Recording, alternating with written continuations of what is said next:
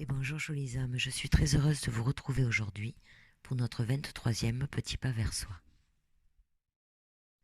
Aujourd'hui, j'ai envie de vous parler de nos différents personnages intérieurs. Au moment où je vous parle, plusieurs voix se disputent dans ma tête.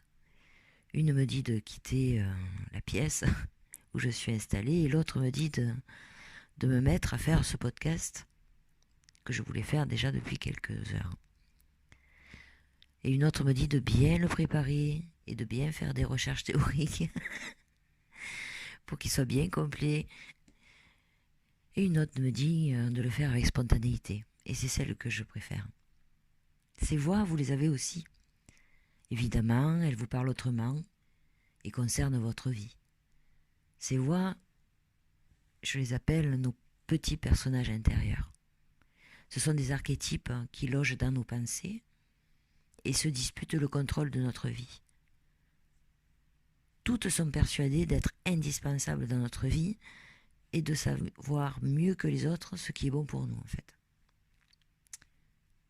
Ces voix sont universelles et nous y avons tous, absolument tous accès. Certaines vont se faire entendre plus que d'autres. Peut-être que la voix du peureux parle plus que celle de l'aventurier. Ou celle de l'aventurier, au contraire, fait plus de bruit que celle du protecteur. Le problème, c'est que quand ces voix se disputent tellement fort, il devient impossible d'agir ou de prendre une décision. On a sans doute, vous avez sans doute comme moi, déjà fait l'expérience de prendre une décision un jour et de la changer le lendemain parce que c'est une autre voix intérieure qui a repris le dessus. Mais en fait, ces voix ne sont pas nous.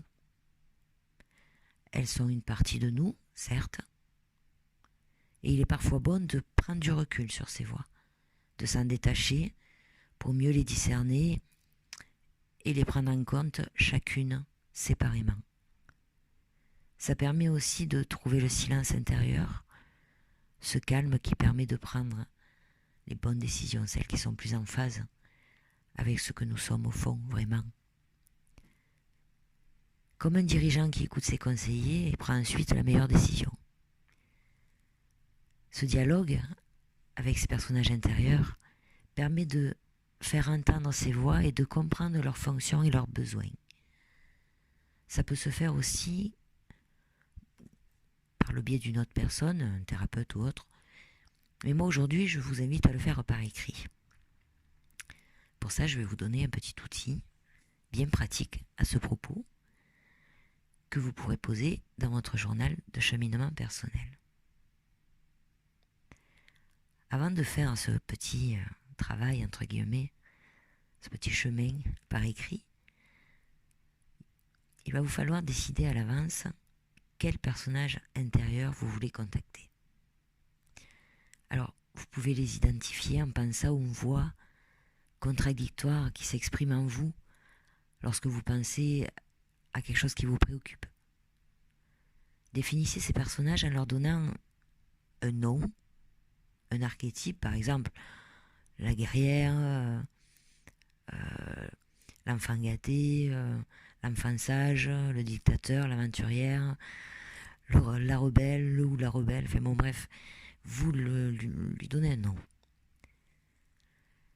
Et une fois que vous êtes posé confortablement, fermez les yeux un instant pour trouver le silence intérieur. Trouvez votre neutralité à votre façon. L'endroit à l'intérieur de vous où vous n'êtes la proie d'aucune de ces voix. Ensuite, connectez-vous intérieurement avec la première voie que vous voulez explorer et écrivez tout ce qui vous passe par la tête. Laissez cette voix s'exprimer comme si c'était vraiment un personnage qui s'exprimait à travers vous. Lorsque vous avez fini avec la première voix, revenez à la neutralité et au silence intérieur. Prenez un moment pour vous détacher de cette voix et retrouver votre centrage. Vous pouvez aller ensuite explorer une autre voie qui est en contradiction avec la première, par exemple.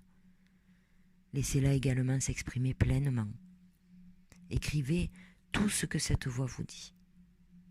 Et pour finir, revenez encore une fois à votre centre et prenez le temps de vous détacher de ces voix intérieures.